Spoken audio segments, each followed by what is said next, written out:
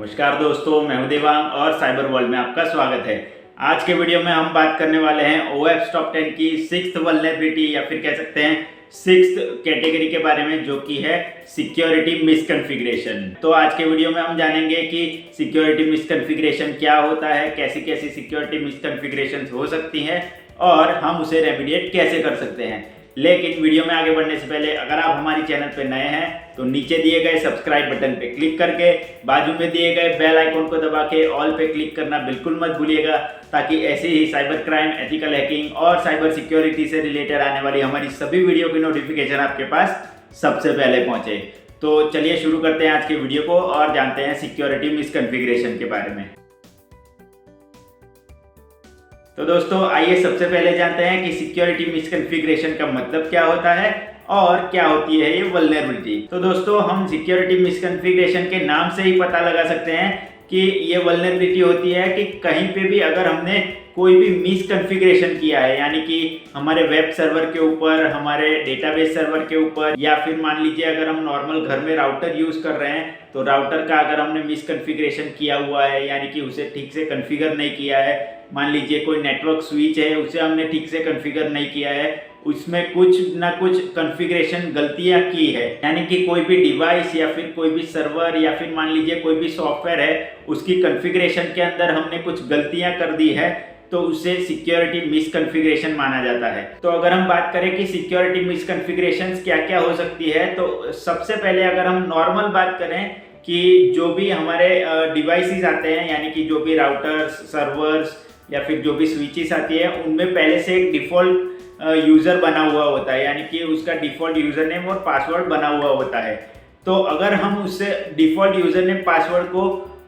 मिटाना भूल गए या फिर उसे पासवर्ड को चेंज करना या फिर उस डिफ़ॉल्ट यूज़र को रिमूव करना अगर भूल गए हैं और हमने उस डिफ़ॉल्ट यूज़र को वैसे ही छोड़ा हुआ है उसके डिफ़ॉल्ट पासवर्ड के साथ, तो अगर कोई अटैकर उसे अटैक कर लेता है और डिफ़ॉल्ट यूज़र नेम पासवर्ड से अगर वो इजीली एक्सेस कर पाता है उस डिवाइस को, तो उसे बहुत ही बड़ा सिक्योरिटी मिसकॉन्फ़िगरेशन कहा जा सकता है। तो अब अगर हम दूसरा पॉइंट बात करें कि सिक्योरिटी मिसकॉन्फ़िगरेशन कहाँ हो सकता है, क्या हो सकता है, तो वो होता है कि हमने अगर कोई अननोन सर्विसेज या फिर अननोन पोर्ट्स ओपन रखे अपने सर्वर के ऊपर, यानी कि मान लीजिए हमने कोई वेब सर्वर इम्प्लीमेंट किया है, उसके ऊपर हमने अननोन या फिर अनवांटेड पोर्ट्स को ओपन करके रखा हुआ है या फिर अननोन सर्विसेज या अनवांटेड सर्विसेज को एनेबल करके रखा हुआ है, और उन सर्विसेज के द्वारा अगर कोई अटैकर हमारे वेब सर्वर को या किसी भी सर्वर को एक्सेस कर पा रहा है, तो उसे भी हम सिक्योरिटी मिसकॉन्फ़िगरेशन कहते हैं। जैसे कि मान लीजिए हमने हमारे वेब सर्वर के ऊपर RDP पोर्ट ओपन रखा हुआ है और रिमोट डेस्कटॉप के थ्रू अगर कोई अटैकर उस वेब सर्वर को एक्सेस कर सकता है, तो उसे हम सिक्योरिटी मिसकॉन्फ़िगरेशन कहेंगे। अगर हम तीसरे पॉइंट की बात करें कि सिक्योरिटी मिसकॉन्फ़िगरेशन क्या और कहाँ हो सकता है, तो मान लीजिए कि हमने हमारा सर्वर डेवलप किया है, सर्वर इम्प्लीमेंट किया है और उसके अंदर जो भी हमारी कॉन्फ़िगरेशन फाइल है उनको हमने एक एडमिन यूज़र या फिर एक सिक्योर यूज़र के अलावा कोई भी एक नॉर्मल यूज़र को भी एक्सेस करने की परमिशंस दे दी हो, यानी कि जो भी फाइल्स हमारे सर्वर के ऊपर है उन्हें किसी भी नॉर्मल यूज़र को एक्सेस करने की परमिशंस ना हो, यानी कि हमने परमिशंस देने में कुछ मिसकॉन्फ़िगरेशन किया हो, तो उसे भी हम सिक्योरिटी मिसकॉन्फ़िगरेशन कहेंगे। मान लीजिए हमारे सर्वर की कोई कॉन्फ़िगरेशन फाइल है या फिर कोई सोर्स कोड फाइल है या और कोई भी कॉन्फिडेंशियल फाइल है जो कि एक नॉर्मल यूजर को एक्सेस नहीं होनी चाहिए, जो कि एक परमिशंस के मिसकॉन्फ़िगरेशन की वजह से अगर कोई नॉर्मल यूजर उस फाइल को एक्सेस कर पा रहा है, तो उसे भी हम एक सिक्योरिटी मिसकॉन्फ़िगरेशन कहेंगे। तो इसके बाद अगर हम चौथे पॉइंट की बात करें, तो हमने हमारे सर्वर के रिस्पॉन्स के अंदर, यानी कि जब सर्वर और क्लाइंट के बीच में रिक्वेस्ट रिस्पॉन्स हो रहा होता है, तो जब कोई क्लाइंट सर्वर के ऊपर रिक्वेस्ट भेजता है और सर्वर उस क्लाइंट को अपना रिस्पॉन्स भेजता है, तो उस रिस्पॉन्स के अंदर हमने अगर कोई प्रॉपर सिक्योरिटी हेडर्स को इम्प्लीमेंट नहीं किया हुआ है, जैसे कि एक्सफ्रेम ऑप्शन हेडर हो गया, XSS प्रोटेक्शन हेडर हो गया, ऐसे कोई सिक्योरिटी हेडर्स हमने डिफाइन नहीं किए हुए अपने रिस्पॉन्स के अंदर, और उसके वजह से अगर कोई अटैकर हमारे एप्लीकेशन को या फिर हमारे सर्वर को एक्सेस कर पा रहा है या फिर उसे मान लीजिए हैक कर पा रहा है, तो उसे हम सिक्योरिटी मिसकॉन्फ़िगरेशन कहेंगे। तो इन सिक्योरिटी हेडर्स को हमें प्रॉपर से इम्प्लीमेंट करना चाहिए, उसको प्रॉपर से कॉन्फ़िगर करना चाहिए। और कुछ हेडर्स होते हैं जो कि डिफ़ॉल्ट हेडर्स होते हैं, जो कि डिफ़ॉल्ट हमारे रिस्पॉन्स के अंदर होते हैं, उन्हें हमें रिमूव करना चाहिए। जैसे कि सर्वर हेडर हो गया। सर्वर हेडर के अंदर हमारे सर्वर की सारी इन्फॉर्मेशन, जैसे कि सर्वर का नाम और उसका वर्जन हो गया, वो सारी इन्फॉर्मेशन दी जाती है उस हेडर के अंदर रिस्पॉन्स में। तो हमें रिस्पॉन्स के अंदर उस हेडर को रिमूव कर देना चाहिए, ताकि जो भी अगर कोई अटैकर रिस्पॉन्स को इंटरसेप्ट कर रहा है तो उसे सर्वर के बारे में नॉलेज ना मिल सके। तो इस तरीके से हमने अगर प्रॉपरली सिक्योरिटी हेडर्स या फिर डिफ़ॉल्ट हेडर्स को कॉन्फ़िगर नहीं किया है, तो भी हम सिक्योरिटी मिसकॉन्फ़िगरेशन वल्नरेबिलिटी कह सकते हैं। उसके बाद अगर हम 5वें पॉइंट की बात करें, तो 5वां पॉइंट ये हो सकता है कि जो भी एरर पेजेस, अगर कोई हमारे वेब एप्लीकेशन या फिर किसी भी सर्वर के ऊपर कोई एरर आती है, मान लीजिए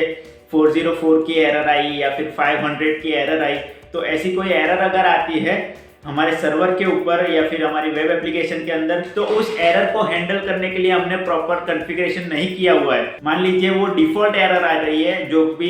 भी सर्वर हम यूज़ कर रहे हैं उसके द्वारा जो डिफ़ॉल्ट एरर पेज डिस्प्ले होता है, वो ही अगर डिस्प्ले हो रहा होता है, तो उसके अंदर सर्वर से रिलेटेड बहुत सारी इन्फॉर्मेशन, जैसे कि सर्वर का नाम हो गया, उसका वर्जन हो गया, या फिर यहाँ तक कि कुछ लाइन ऑफ कोड भी वहाँ पर डिस्प्ले हो जाता है एरर के अंदर, कि कौन सी फाइल के अंदर कौन से लाइन ऑफ कोड में कुछ एरर है, उसकी वजह से ये एरर आ रही है। तो उस वक्त जो भी अटैकर होता है उसे उस पर्टिकुलर फाइल के लोकेशन का पता चल जाता है, और जो भी हम सर्वर यूज कर रहे हैं उसका नाम और वर्जन भी अटैकर को पता चल सकता है। तो हम बात करें कि ऐसे जो डिफ़ॉल्ट एरर पेजेस होते हैं, उन्हें अगर हम प्रॉपरली कॉन्फ़िगर नहीं करेंगे, यानी कि वहाँ पे अगर हम हमारे कस्टम एरर पेजेस नहीं लगाएंगे, तो भी सिक्योरिटी मिसकॉन्फ़िगरेशन हो सकता है। तो इन सारे पॉइंट्स और ऐसे दूसरे पॉइंट्स में भी बहुत सारी सिक्योरिटी मिसकॉन्फ़िगरेशन एरर्स हो सकती हैं, और इसकी वजह से हमारे सिक्योरिटी मिसकॉन्फ़िगरेशन वल्नरेबिलिटी के थ्रू हमारे जो भी एनवायरनमेंट है, जो भी हमारा जो कि वेब एप्लीकेशन है, सर्वर्स है, वो सारे कॉम्प्रोमाइज हो सकते हैं। तो दोस्तों, हमने ये तो जान लिया कि सिक्योरिटी मिसकॉन्फ़िगरेशन क्या होता है और किस किस तरीके से सिक्योरिटी मिसकॉन्फ़िगरेशन हो सकता है, कौन कौन सी जगह पे सिक्योरिटी मिसकॉन्फ़िगरेशंस हो सकते हैं। आइए अब ये जानते हैं कि सिक्योरिटी मिसकॉन्फ़िगरेशन को हम कैसे रेमेडिएट कर सकते हैं। तो रेमेडिएशन में सबसे पहला पॉइंट है कि जो भी डिफ़ॉल्ट यूज़र पहले से बने हुए आते हैं हमारे डिवाइस या सर्वर्स के अंदर या फिर सॉफ्टवेयर्स के अंदर, उन्हें हमें रिमूव कर देना चाहिए, या फिर अगर रिमूव ना करें तो उन डिफ़ॉल्ट यूज़र के पासवर्ड तो हमें ज़रूर चेंज कर देने चाहिए। तो अब अगर हम दूसरे रेमेडिएशन की बात करें, तो हमें कभी भी अपने सर्वर्स के ऊपर अनवांटेड पोर्ट्स को ओपन नहीं रखना चाहिए और अनवांटेड सर्विसेज को एनेबल भी नहीं रखना चाहिए। अब तीसरे पॉइंट की अगर बात करें सिक्योरिटी मिसकॉन्फ़िगरेशन के रेमेडिएशन में, तो वो ये होता है हमारे सर्वर के ऊपर जो भी हमारी फाइल्स पड़ी हुई है, जैसे कि कॉन्फ़िगरेशन फाइल्स हो गई या फिर और कोई भी कॉन्फिडेंशियल जो भी फाइल्स होती हैं, उनकी परमिशन के ऊपर बहुत ज़्यादा ध्यान देना चाहिए, यानी कि उनकी परमिशन प्रॉपरली कॉन्फ़िगर करनी चाहिए, जो कि एक नॉर्मल यूज़र को उस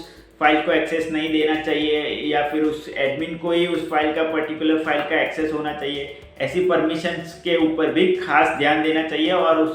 उन फाइल्स की परमिशन को प्रॉपरली कॉन्फ़िगर करना चाहिए। तो अब बात करते हैं सिक्योरिटी मिसकॉन्फ़िगरेशन के चौथे रेमेडिएशन की, जो कि है कि हमेशा हमें सिक्योरिटी हेडर्स को प्रॉपरली कॉन्फ़िगर करना चाहिए अपने रिस्पॉन्स के अंदर। अपने सर्वर से जो भी रिस्पॉन्स जा रहा है क्लाइंट के ऊपर, उसके अंदर हमारे सिक्योरिटी हेडर्स को प्रॉपरली डिफाइन करना चाहिए और उन्हें प्रॉपर वैल्यूज प्रोवाइड करनी चाहिए। और हमारे रिस्पॉन्स के अंदर जो भी डिफ़ॉल्ट हेडर्स आ रहे हैं, जैसे कि सर्वर हेडर हो गया, ऐसे सारे हेडर्स को हमें रिमूव कर देना चाहिए। तो अब अगर हम लास्ट पॉइंट की बात करें सिक्योरिटी मिसकॉन्फ़िगरेशन के रेमेडिएशन के अंदर, तो वो ये है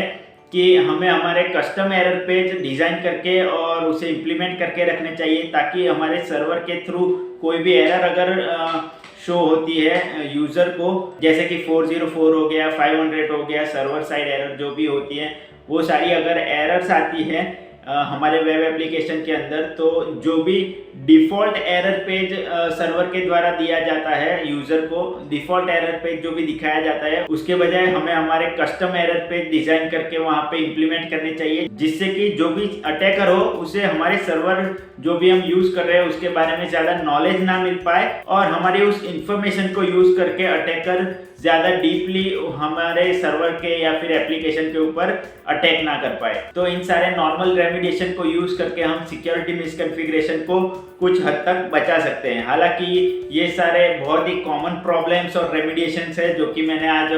आपको इस वीडियो में बताया है। अगर मैं ज़्यादा डीप में जाता इस टॉपिक के अंदर तो ये वीडियो थोड़ा लंबा हो सकता था, इसलिए मैंने जो भी नॉर्मल से अटैक्स होते हैं और जो भी नॉर्मल रेमिडिएशन होते हैं वही चीज़ें कवर की है इस वीडियो के अंदर। तो मैं आगे आने वाले वीडियो में इसके बारे में, इन सारी वल्नरेबिलिटीज के बारे में डीप में आपको थोड़ा समझाने की कोशिश भी करूंगा और इसके बारे में हम आने वाले वीडियो में थोड़ा एडवांस नॉलेज भी ज़रूर लेंगे। तो दोस्तों इसी के साथ आज के वीडियो में बस इतना ही। आशा करता हूं कि आपको सिक्योरिटी मिसकॉन्फ़िगरेशन के बारे में बहुत कुछ नया जानने को मिला होगा और बहुत कुछ समझ में आ गया होगा। अगर आपको हमारा ये वीडियो पसंद आया है तो इसे लाइक और शेयर ज़रूर कर दीजिएगा ताकि ज़्यादा से ज़्यादा लोग इस वीडियो को देखें और सिक्योरिटी मिसकॉन्फ़िगरेशन के बारे में जान सके। और अगर आपको इससे रिलेटेड कोई सवाल या फिर कमेंट है तो आप हमें नीचे कमेंट सेक्शन में कमेंट करके ज़रूर बताइएगा। और एक मेन बात, जाने से पहले इस चैनल को सब्सक्राइब जरूर कर दीजिएगा ताकि ऐसी ही साइबर क्राइम, एथिकल हैकिंग और साइबर सिक्योरिटी से रिलेटेड आने वाली हमारी सभी वीडियो की नोटिफिकेशन आपको मिलती रहे। तो इसी के साथ मिलता हूं मैं आपसे अगले वीडियो में ऐसे ही नए किसी साइबर क्राइम, एथिकल हैकिंग और साइबर सिक्योरिटी से रिलेटेड कोई वीडियो के साथ। तब तक के लिए good bye, take care and as always be aware, connect with care.